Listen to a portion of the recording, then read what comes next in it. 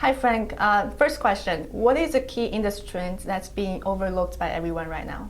I can say that which industry segment that everybody is focused on is services. Especially in China, hospitals, right? So, I think for people investing in healthcare, the easiest and then the most demand is really in the hospitals. I think people start to focus more on truly innovative technologies in China, and that trend is just starting to pick up. Describe an ideal company you like to invest right now. So we are a truly global healthcare-focused investment group. So we have a lot of targets overseas, which are, I would say, much more attractive in terms of valuation than companies in China.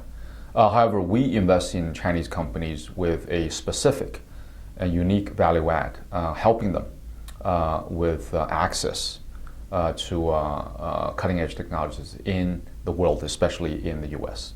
And to a certain extent, Europe.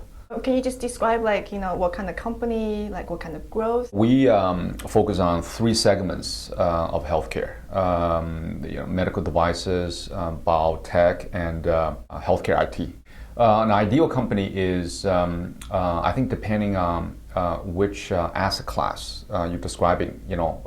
Certainly big differences between venture growth versus buyout, right? So Wuxi being a great example of a buyout. So if you ask me, that was almost a perfect target, except that we had to pay rich valuation to take it private. Otherwise, they would not be taken private. For venture growth, I would say we like to focus on companies with truly innovative and potentially disruptive technologies products, right? So, if it is not innovative enough, not disruptive, then it has to be very cheap, so that we can add value to create value out of it. If you are the Chinese regulator, what new law or changes to existing laws would you make? I think the Chinese regulator, CFD, has made great strides in upgrading the regulatory framework and then rolling out new policies in favor of two things. One is innovation, especially homegrown innovation. This is a reversible trend. And the second, how do you accelerate the mass population's access and affordable access to good drugs, right? Good devices. And this is a big political, social, economic issue. What is the most difficult investment decisions you have to make? I think always as an investor, valuation is probably the most challenging. Because we are in a very, very hot field, healthcare, and everybody wants to be associated with healthcare after the huge bull run with internet, which continues to be hot. But then a lot of the hot money now switched to healthcare, so making it more and more expensive. So how do you decide when to walk away?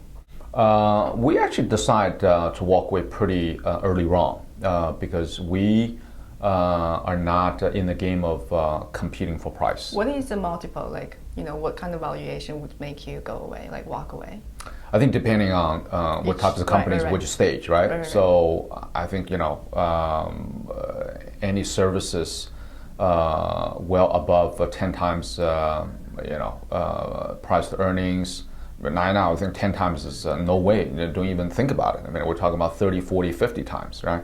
I think that is certainly a big challenge. What is the return number, 10-year average return number that would make yourself proud?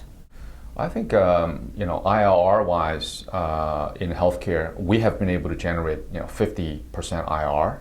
Of course, we'll go higher, and but it's hard work, right? And so I cannot predict too far.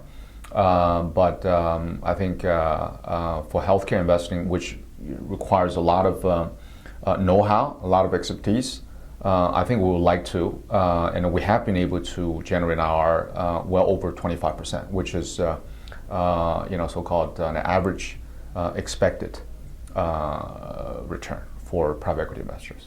Thank you, Frank. Thank you very much.